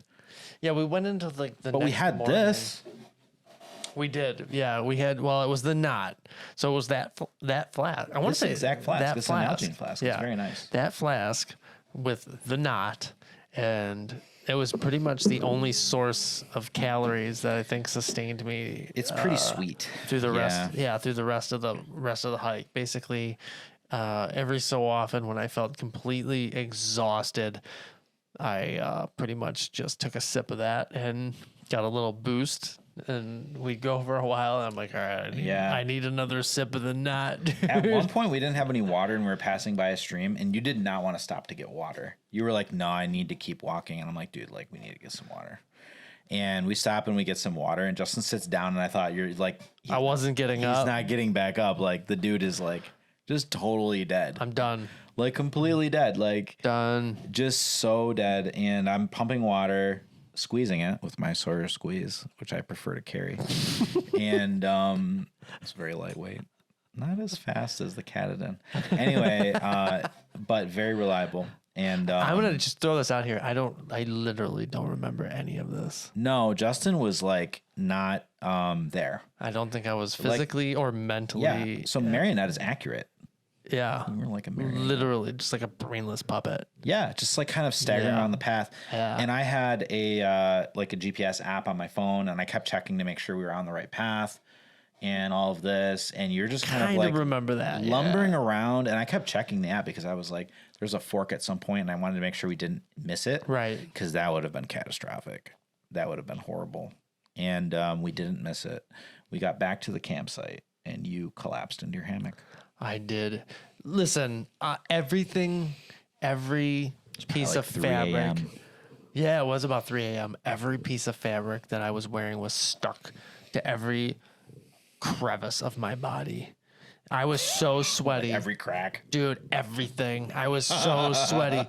Like literally everything was sticking to everything. Like there was, you know what I mean? Like I was so like nothing was sacred. I don't even think you took your boots off. You just sat in the hammock and you were done. Yeah, I don't remember. Like normally if you're that sweaty, like you just want to like get out of those sweaty, nasty clothes. And I think I just literally collapsed and just like, I'm going to make you some food, dude. Like you need food. I'll just make some boil and bag rice. That's what it was. It was boil and bag rice. Yeah. I'm like, that's the simplest thing. It will be really quick. Yeah. And you'll have some calories so that your body can replenish a little bit while you're sleeping. Yeah. So you can heal. Right. Because we got to hike out tomorrow because these trips are like really tight. You know, I mean, like when you work like a regular work schedule and you don't have like a really super flexible job. Right. Like you're just trying to fit this in on a weekend. So you leave really late and you come back really late. It's true. That's pretty much our MO. Yeah, I mean, you just make it work. Yeah. You try to get the most out of the mountains that you can. Yeah. So Justin's dead. I'm dead. Dude, totally dead. Jeff's making some boiling bag rice. I remember I had the bear can sitting there, and I'm like, all right, I got the bear can out. The food is all in the can this time. And I just start boiling some water, and I'm sitting there. Justin's literally just in his hammock. He's not zipped in or anything. Like, you had, like, the top was like kind of half open. Yeah. The Like, tarp was open. The tarp was open. Like, you had it flipped over. Yeah. And you weren't zipped up in a bug net or anything, and your feet were just like sticking out. And I'm like, I just need to make this man some food so he can be okay tomorrow. And I also need some. I'm kind of hungry. We both needed it for sure. I mean, I don't know. I have reserves. You don't. Nothing. There was nothing. I think I was tapping into that maybe. But anyway, all of a sudden, I'm boiling the water, and I had just added the rice. And I will never forget that. I had just added the rice, and it just started boiling in the bag, like advertised. And I heard like a crunch. As advertised. Like right there. And I look with my headlamp. It's the same eyes. The same eyes as I remember seeing at Marcy Dam. And it's like 8 feet away from me, maybe 10. Yeah, because there was like, I remember there was like a little opening in the trees, like just off to the side of where our hammocks were set up. And we're really far away from Marcy Dam. Really far away. Like a whole day's hike far away. Yeah. Like an entire day's hike far away. And it's just right there. And I see a bear. And at the time, I don't know if it's the same bear, but I'm like, Justin, the bear is back. And he just like sprung out of his hammock like he came back to life instantly.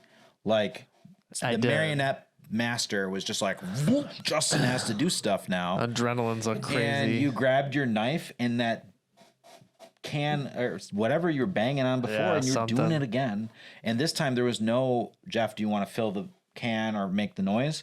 I just literally, I grabbed with my hand in the boiling water. I pulled the boiling bag rice out, threw it in the bear can, threw the water out, threw everything into the bear can with my thumbnails, screwed all these things in there. Can I tell you right now, though, all while he's doing this, I want to say he was screaming, "Are you effing kidding me?" I was saying that the whole time. I was like, the only thing I remember is Jeff going, "Are you effing kidding me?" I couldn't believe it. That's like, all I remember. You know, I couldn't believe there was a bear there. Yeah. And because you're like, traditional wisdom is you're not supposed to cook after dark because bears are kind of nocturnal. Yeah. And they're going to smell it.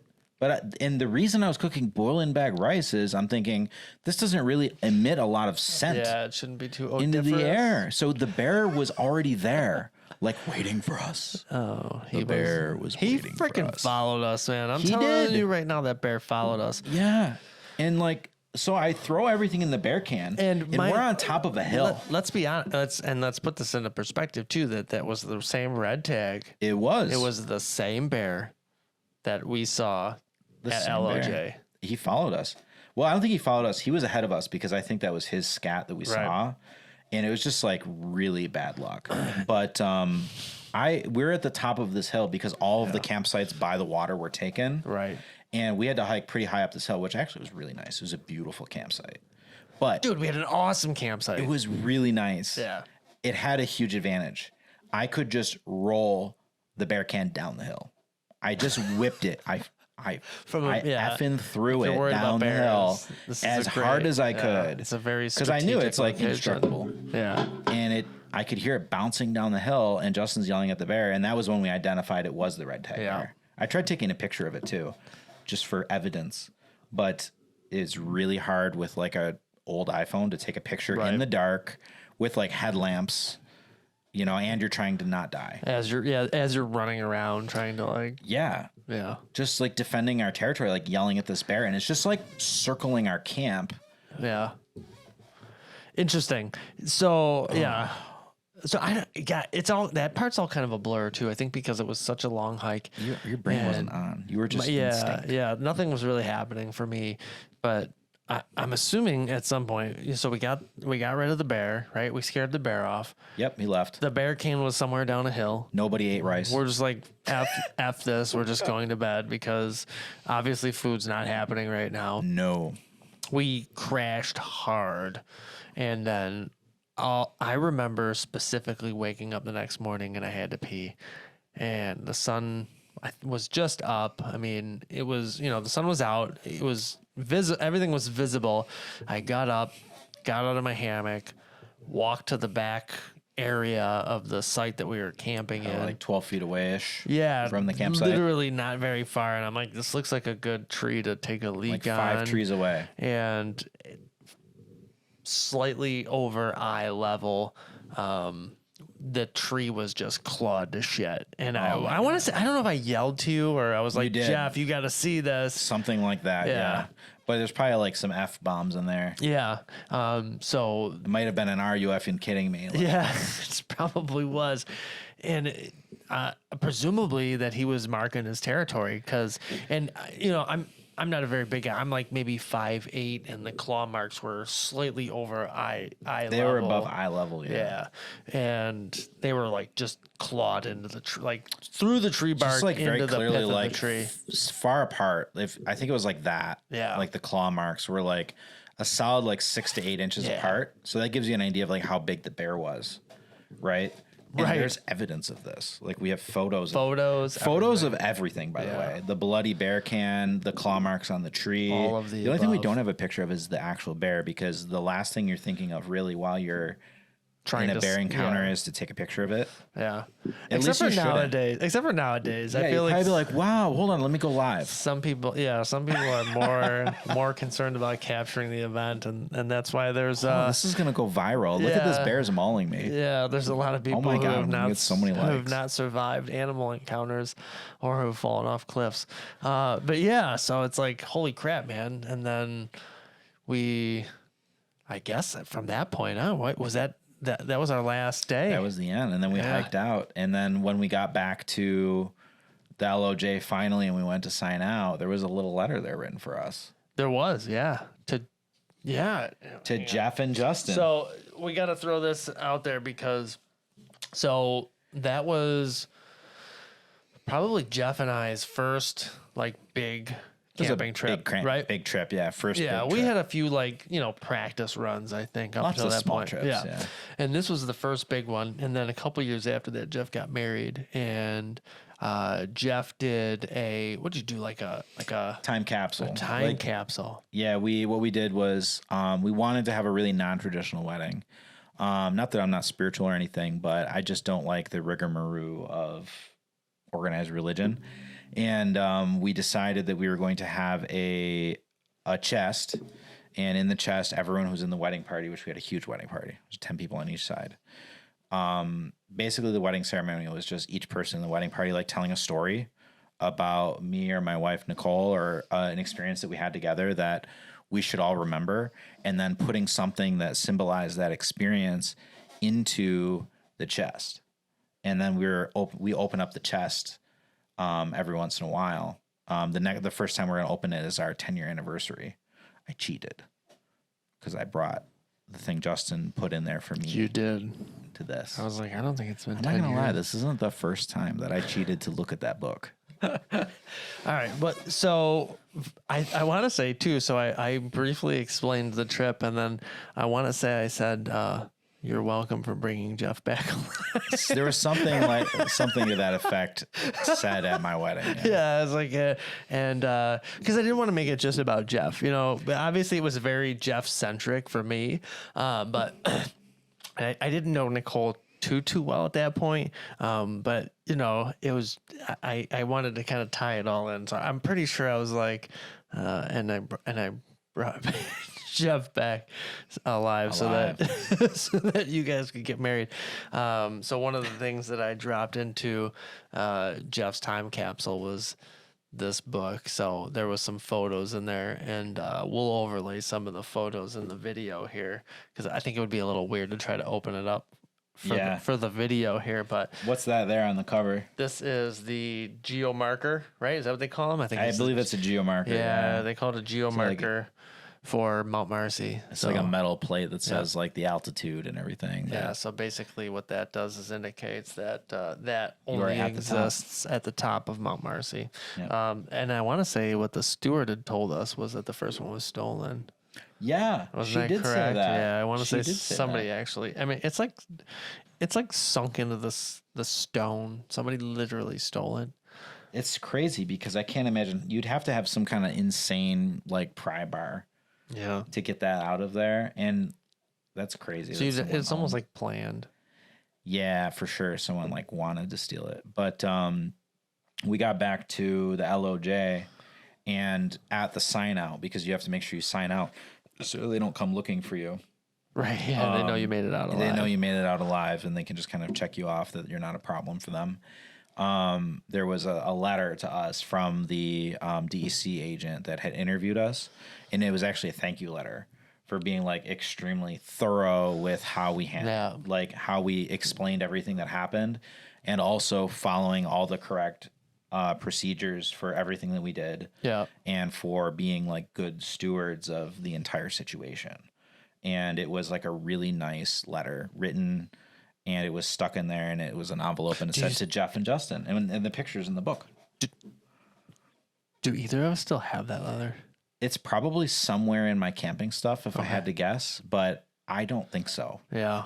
Yeah, I'd have to really look, but I don't remember what was on the letter. It was just like a very nice thank you letter for like, Yeah. because I remember she walked around and she said, your campsite is the cleanest out of all the campsites. And Justin pulled like out a bag because like everywhere we go, whenever we find garbage, we add it to the bag, you know, like to the garbage bag. Right. That eventually goes in the bear can also because Yeah. it smells. But, you know, people are pigs in the woods, man. There's garbage everywhere. Right. The beautiful places. And it was really nice to have that acknowledgement. Yeah. I think coming from, you know, a couple of guys who really were just starting their backpacking journey, like, right? Like we were really just starting. I mean, we've done a lot of backpacking, but it wasn't like significant backpacking like that. Like we would go to like overnight trips. Yeah. To I mean, practice. that was our like first like multi-day hike with Yeah. peaks and bears. that was a big deal. Like I mean, honestly, for me too, and you know, considering, you know, the backpacking journey for us, I really didn't start that much, you know, prior to that. Like that was a big one. Yeah. And to get that, you know, those accolades and just say, hey, you know, you're doing things right. Like I think it just sealed the deal for us, right? Like we were like, all right, yeah. Yeah, I mean, Yeah, I just it this made is me our feel. this is our life now. Yeah, it made me feel like really good about Yeah. the way that we approached the situation, and it made me very confident to go into future situations where I'm not afraid to go to an area that has bears, Right. or you know, just in general, like just about anything, Right. You know, I'm not afraid. Yeah. You know, because if you do the right step, you know, if you take the right precautions and you follow the steps that you set out for yourself, Right. Which we learned the hard way to like not be greedy with your peak bagging also. That wasn't a dangerous situation. It was just an uncomfortable situation. Right. Yeah. And We knew what we were doing. We knew where we were going the whole Yeah. time, and you know, but you have to understand too, like it's easy to get like disoriented. It's easy, you know. I think Yeah. honestly, like if it was just me, you know, I it could have been a dangerous situation. Yeah, it for could have been just a you, very yeah. dangerous situation because I was very disoriented. You know, I didn't have You were on fumes. the wherewithal at that point to, you know, I Yeah. think function. And, you know, I think between the two of us and, you know, probably to some degree, Jeff was taking on the responsibility of my marionette I ass. was navigating and watering you. And I was just like, all right, I'm just going to kind of keep You were dragging. sleepwalking. Your Yeah. eyes were like actually closed, Yeah. and you were feeling where you're walking with the poles Yeah. for a while. Yeah. So, you know, take that into consideration too. You know, some of these trips you don't want to do alone. And also, you know, even though we came out of that unscathed, you know, I think the big takeaway is we have an appreciation for nature. We have Yeah. appreciation for backpacking and, you know, and these trips. So it's like, you know, I never go out into the woods thinking that I'm better than nature. You know, I'm Yeah. better than the animals, that I'm superior in any way.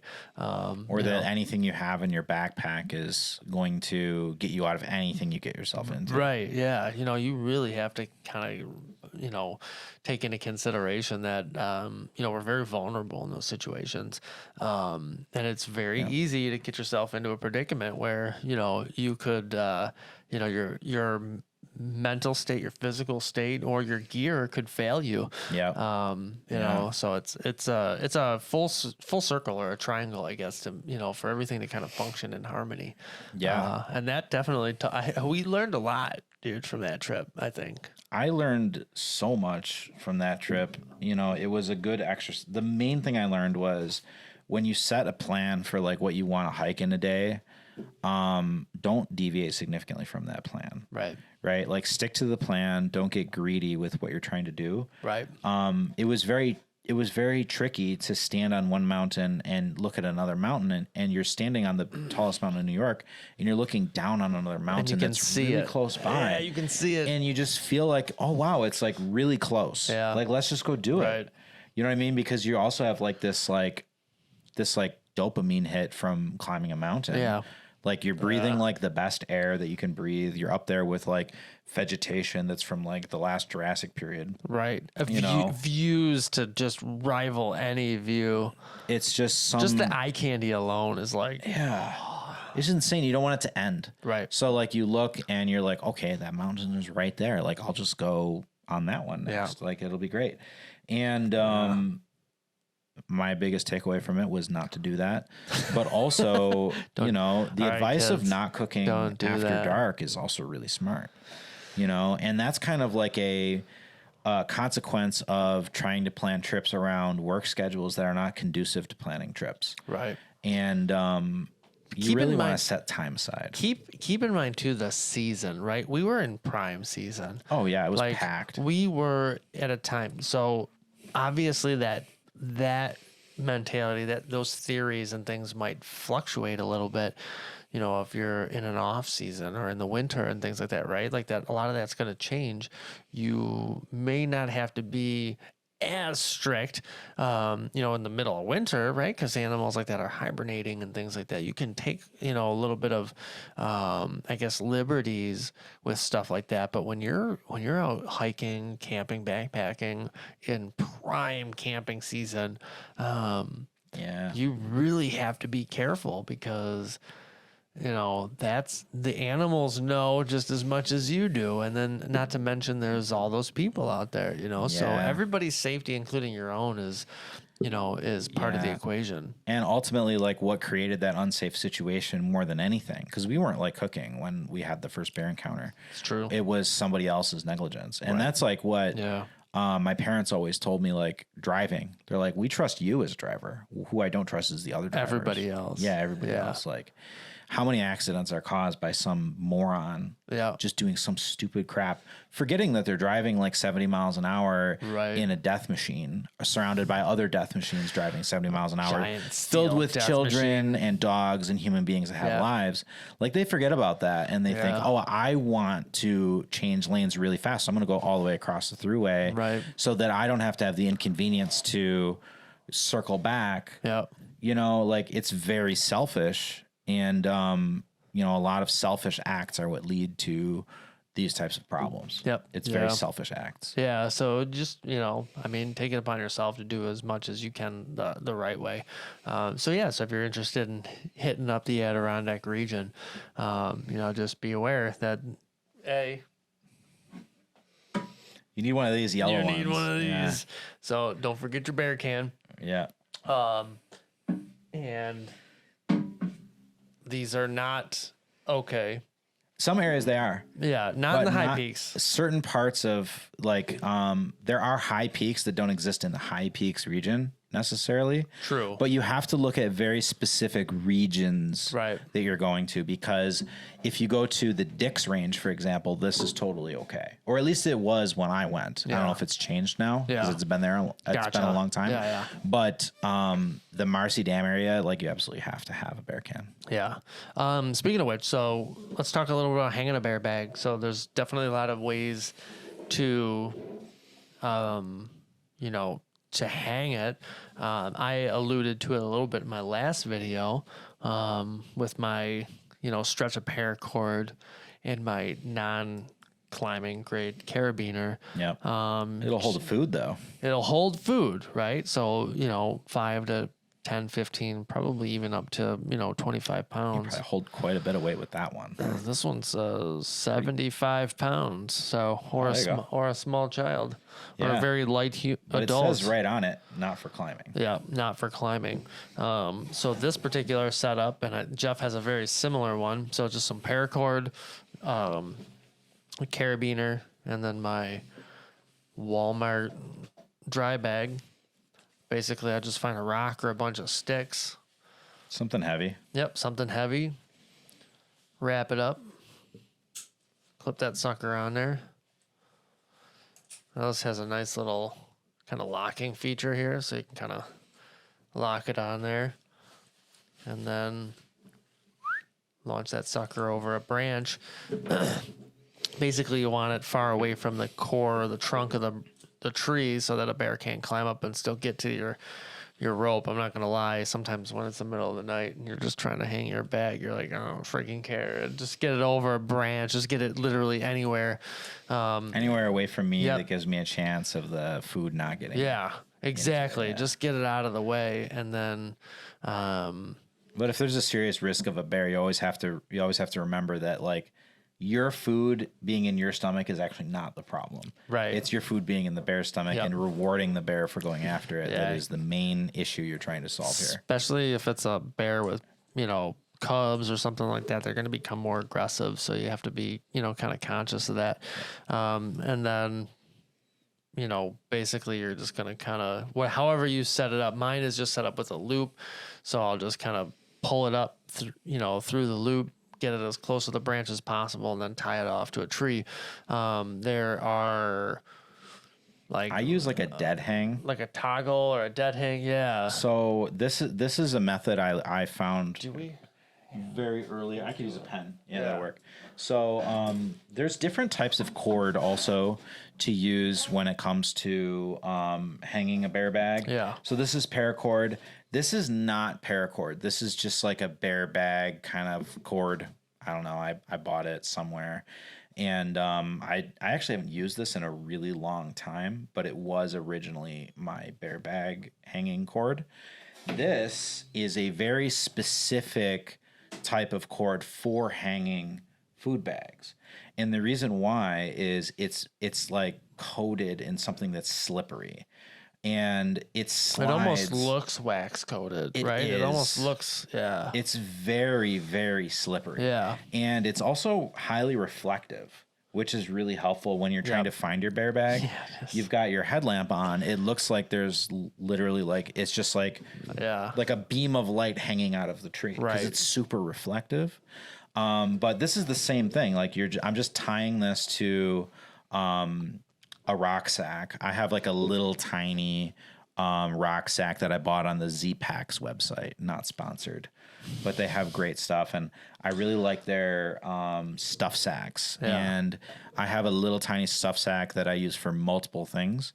The reason I don't have it in my food bag right now is because when it's not being used as a rock sack, I use it to hold my hammock straps and multi-purpose people.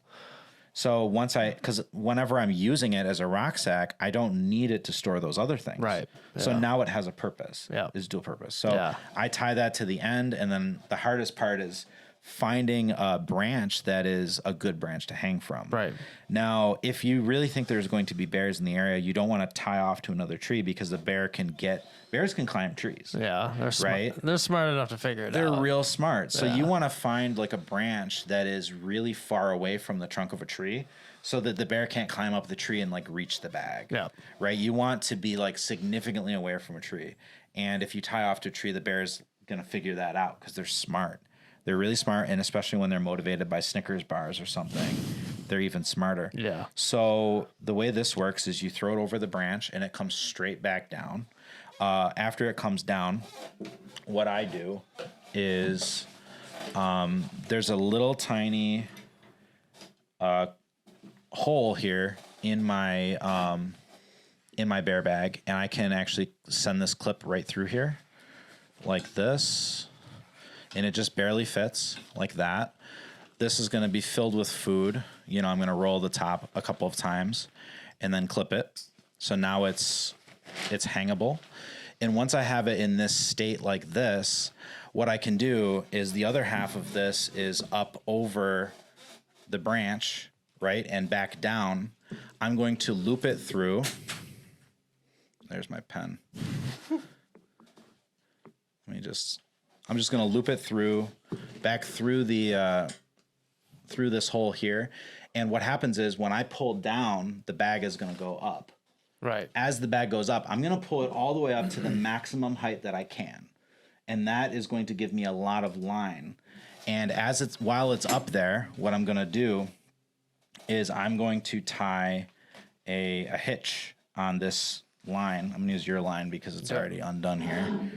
Just find the end of it. So the way you tie a hitch is you create you've got it here. Oh my gosh. Let's see if I can do this.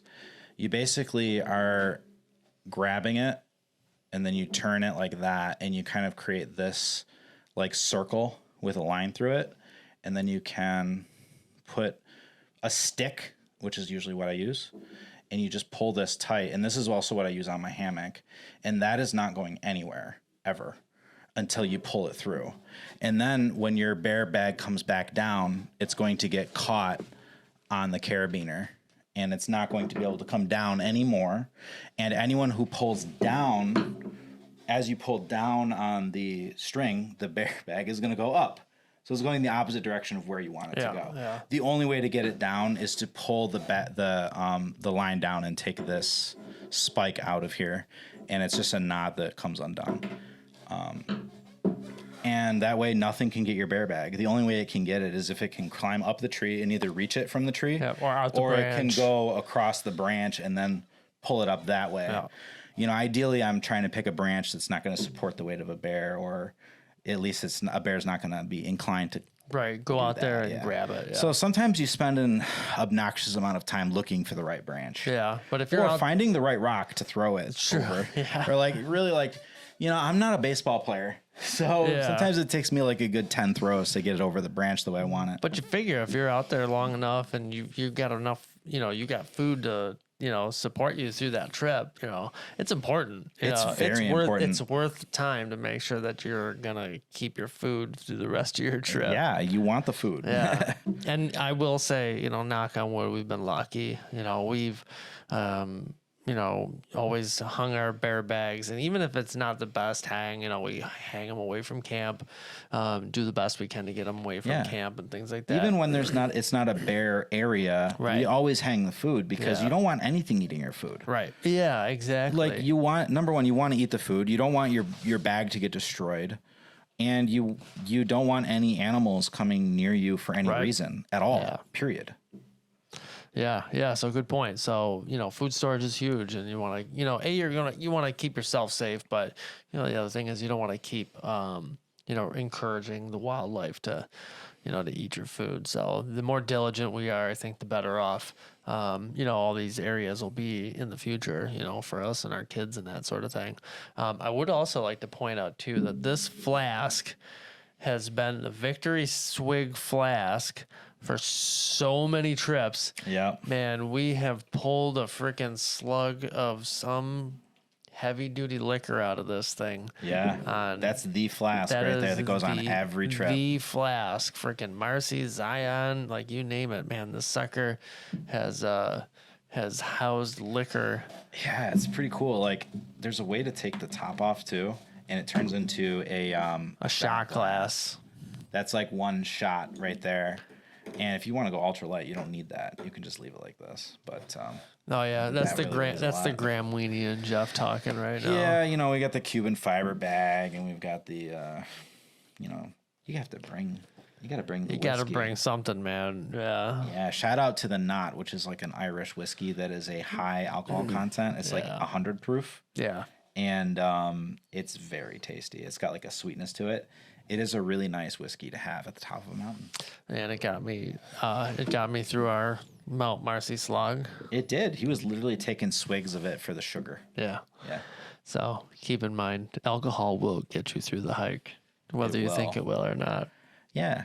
I mean, it might contribute to your marionette-like presence, but It may you'll at least I don't have know. some glucose in I your mean, system. let's be honest. They invented alcohol to purify freaking undrinkable water. So Yeah. it got people through more than just Mount Marcy slogs, man. That's true. I don't think modern day man would even be around if it wasn't for booze. No, actually, I think beer or mead is Yeah. attributed to the reason we're not still in the dark ages. Right. Yeah. I agree. Beers and gear is just a celebration of just natural human civilization growth. I never thought of it that way, but And now we go back into the woods and hang out with bears instead. we're actually going backwards. Plot twist. Do you think that that's what they thought in the medieval times when they're like, Absolutely. wow, look at this liquid that we can drink that has no crap in it that is bad for us. Right. It doesn't make me crap my pants. Yeah, this will allow amazing. people in the future to flourish and go sleep with bears. Right. I don't think that's what they had We're in gonna mind. we're gonna just progress mankind to a point where they're gonna be so bored they're gonna go backwards. Yeah, they're gonna like purposely carry stuff with them into the wilderness where it's dangerous. They're gonna revert for no reason whatsoever. Yeah, just for fun. You know what though? Honestly, it is fun, and I can tell you with 100% certainty that every time I go out into the woods, I feel generally the best I've felt. Yeah. It's a resurrection. It brings me back. It resets my mind.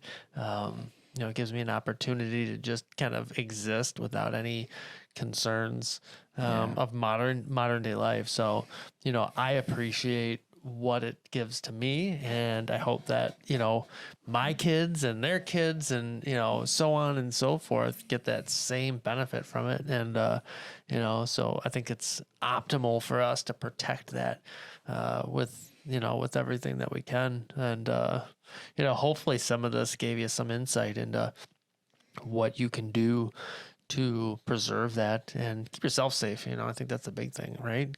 Be safe, man. Just go out there, enjoy nature, get outside, get some fresh air, man. It's freaking good for you.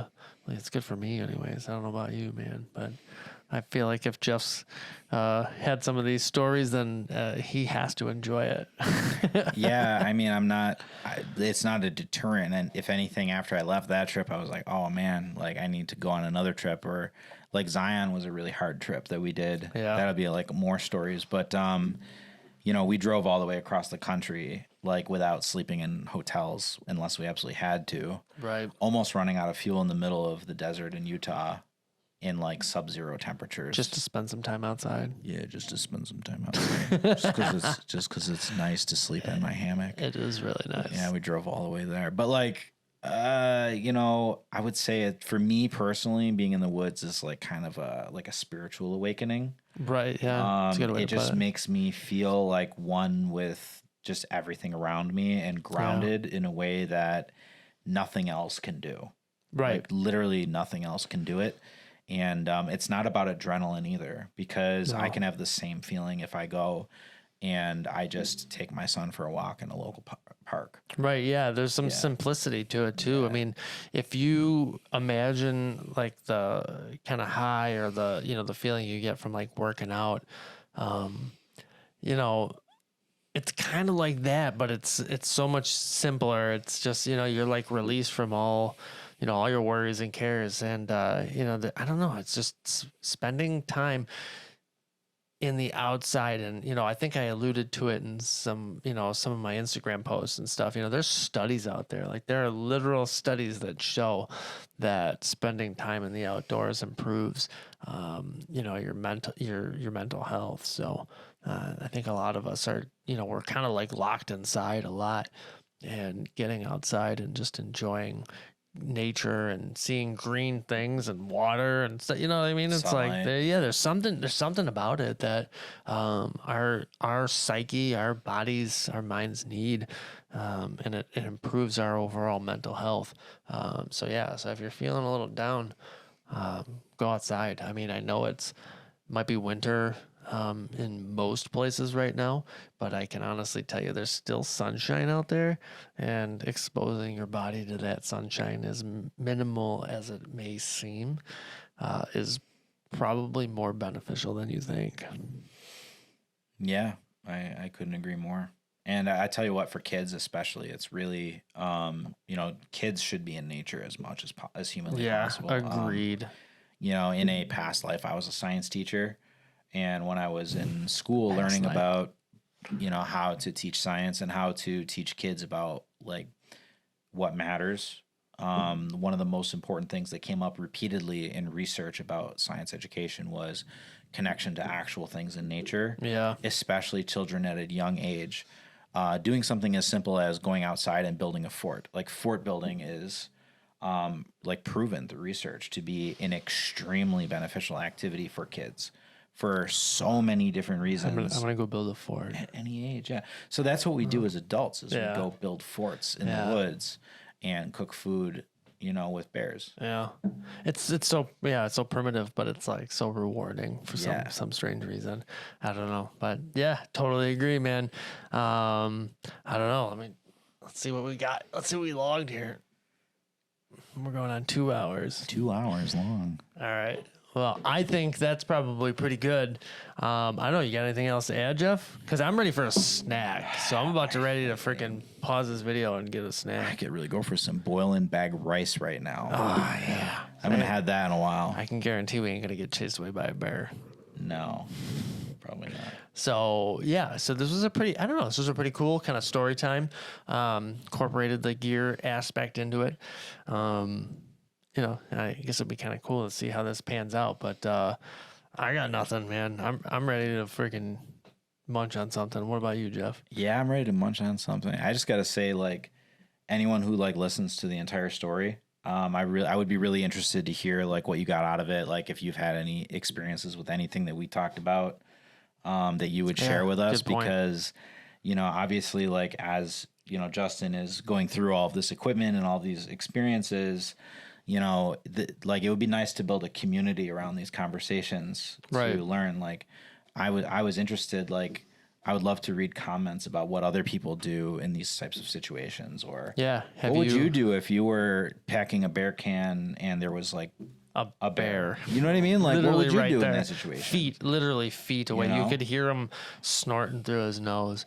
I mean, animal experiences, wilderness encounters, anything really, right? Like we'd love to hear your stories. So if this connected with you in any way, shape or form, it would be really cool. Because the goal is to develop a community here.